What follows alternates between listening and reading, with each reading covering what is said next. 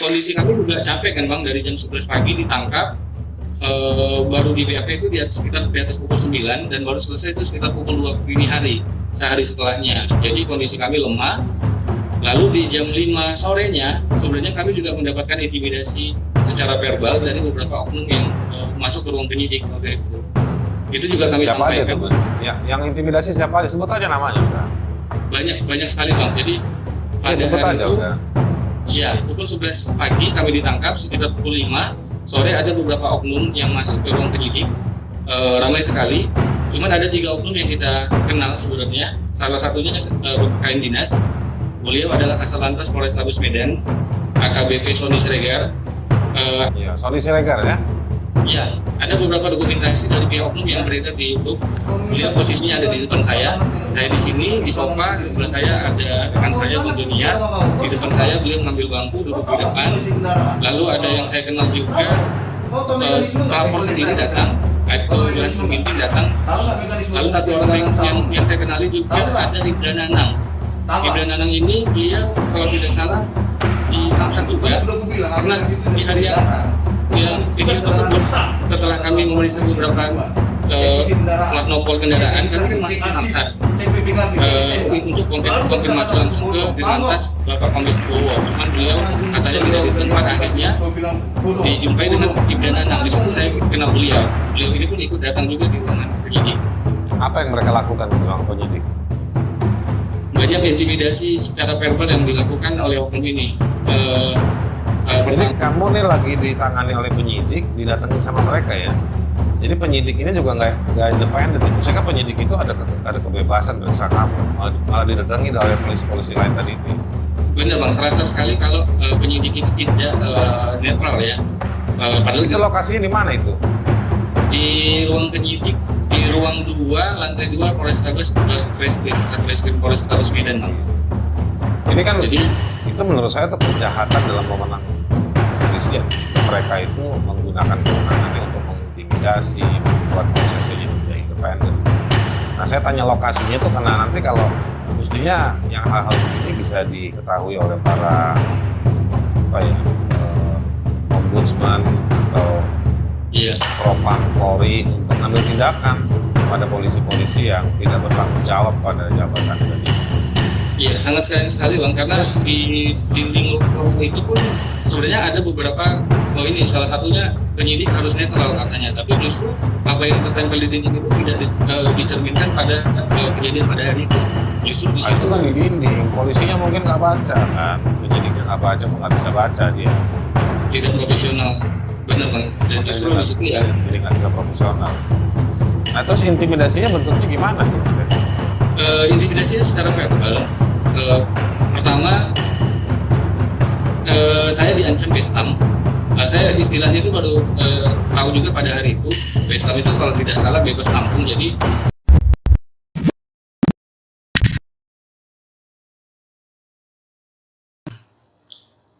nah berikutnya untuk ancaman laporan polisi yang ketiga, saya dapat informasi terkait video di simpang Jalan Jainul Arifin Medan, Simpang Sun Plaza Medan. Seingat saya video tersebut sekitar tanggal, saya lupa kejadiannya, tapi sebelum kejadiannya itu sebelum video yang di Samsat Jalan Putri Hijau Medan. Nah, informasi yang kami dapat bahwa salah satu oknum yang ada di video tersebut melakukan pelaporan atas kami dengan tuduhan kemungkinan pasal yang sama, yaitu pasal pencemaran nama baik. Karena dalam video tersebut ada menyebut dugaan pungli sebesar 200.000. Dugaan pungli ini sebenarnya berdasarkan informasi dari salah seorang pengendara yang ketika itu kami wawancara, baru diajak ke dalam salah satu pos di salah satu bank yang ada di situ. Sempat lama, perkiraan kami ada sekitar 30 menit. Lalu pada saat si pengendara ini keluar, kami sempat mewawancaranya, dan berdasarkan informasi si pengendara ini bahwa ada permintaan uang di dalam pos tersebut. sebesar 200.000. Sempat ada tawar-menawar berdasarkan cerita si pengendara ini, dia sempat tawar 100.000 tapi salah seorang oknum tidak bersedia atau tidak setuju. Akhirnya dibuatkan tilang dengan 5 pasal kalau tidak salah. Dan si pengendara ini sempat membacakan nama petugas yang ada di slip tilang tersebut. Nah, berdasarkan informasi ini tadi, saya bersama Bang Jo akhirnya kita konfirmasi ke 4 oknum Polantas yang sedang melakukan razia persis di tikungan jalan tersebut. Kita lalu konfirmasi ke salah seorang Polantas yang namanya disebutkan, teman-teman. Jadi sebenarnya tujuannya di situ adalah melakukan konfirmasi apakah benar informasi tersebut, karena pengendara tersebut mengatakan seperti itu. Nah, informasinya oknum itu melaporkan kami dengan dugaan pasal pencemaran nama baik. Jadi sampai hari ini kami baru dapat bocoran atau informasi terkait 3 LP yang diancamkan ke saya dari 6 LP. Ini sangat disayangkan karena setiap temuan atau laporan dari masyarakat, kami selalu berkoordinasi ke Bapak Kapolda Sumatera Utara. Pada saat itu Bapak Kapolda yaitu Bapak Martuani Sormin ya.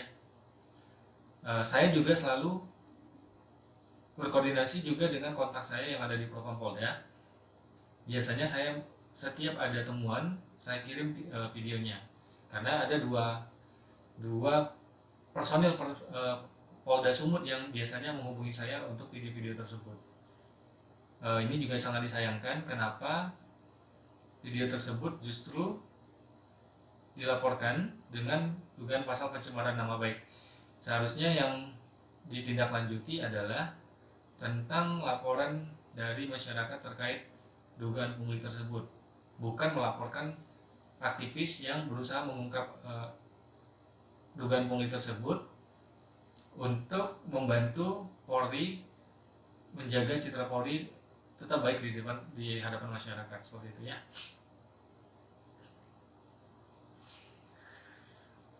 Saya juga akan menampilkan cuplikan dari video tersebut, khusus di bagian yang kemungkinan diduga dilaporkan oleh oknum tersebut. Sedangkan bagian lainnya, jika teman-teman ingin melihat secara detail videonya, saya akan sertakan linknya pada deskripsi.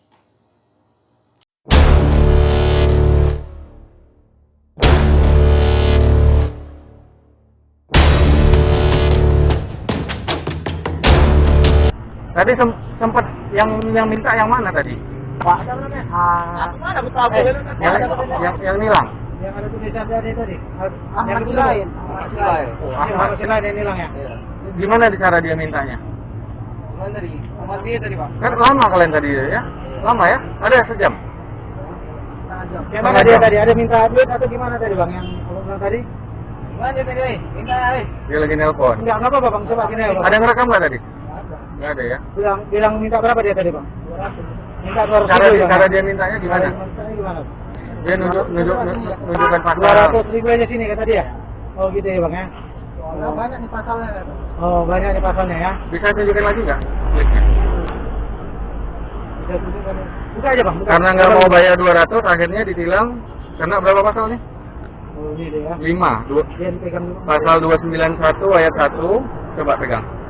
Pasal 291 ayat 1. Terus kena pasal 291 ayat 2. 288 ayat 1 sama 281 ayat 2. Apa aja pelanggarannya? STNK. Terus? Helm ya. Memang pelanggaran kacamata kan. Terus STNK-nya udah ada. Di rumah STNK rumah. Tapi ada akhirnya motornya mana tadi? Udah di bawah. Jadi kita ya motornya. Berarti SIM nggak punya juga ya? yeah. Diminta 200.000. STNK-nya bisa dihadirkan nggak? Telepon yang di rumah suruh bawa. Iya, ini mau rumah dulu. Iya, langsung aja cepet. Gimana? ulangin lagi bang, diminta 200.000. Awalnya minta, tapi karena abang nggak punya uang 200.000, jadi dibuat surat tilang. Oh gitu ya? Kenapa nggak mau bayar? Ada cepet kemana? Tadi bilang cepet ada bang. Ah, oh tapi dia ngotot minta 200, nggak boleh kurang. Ya. Oke, ya. Ya kalau enggak kenapa dibawa jauh-jauh dari simpang itu ke dalam pos kan? Kalau memang niatnya mau nilang, sebenarnya nggak sampai 5 menit pun selesai tilang. Iya. Dia itu jelas bawa ke dalam pos. Sekian lama kan, setengah jam ya? Kalau belumnya tadi nggak punya aplikasi tilang, kayak mana mau nindak? Iya.